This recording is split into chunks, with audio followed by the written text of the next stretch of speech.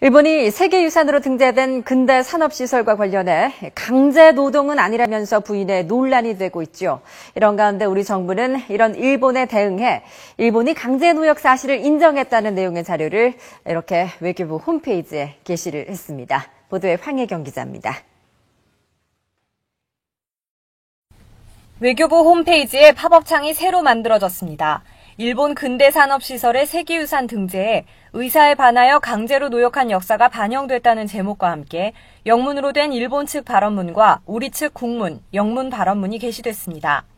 외교부 측은 일본 근대시설의 세계유산 등재에 조선인 강제노동 사실이 반영됐다는 점을 국민에게 알리기 위해서라고 설명했지만 일본에서 강제노동을 부인하는 움직임이 거세지고 있는 만큼 이를 반박하는 정부 입장을 분명히 한 것으로 풀이되고 있습니다.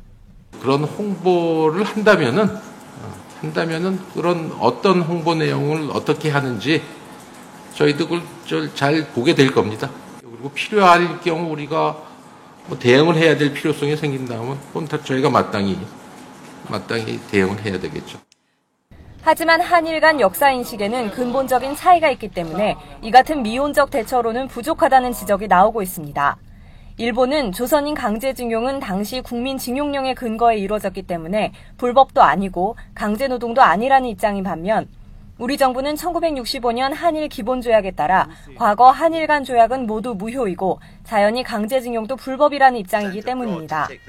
다만 정부는 강제노동을 인정할 경우 피해자들의 법적 소송이 시작될 것을 우려한 일본을 의식한 듯 세계유산 등재권은 한일 청구권 협정과는 별개라고 선을 그었습니다. 세계유산 등재권은 역사를 온전하게 기억하기 위한 것으로서 청구권 협정과는 별개 차원의 문제입니다.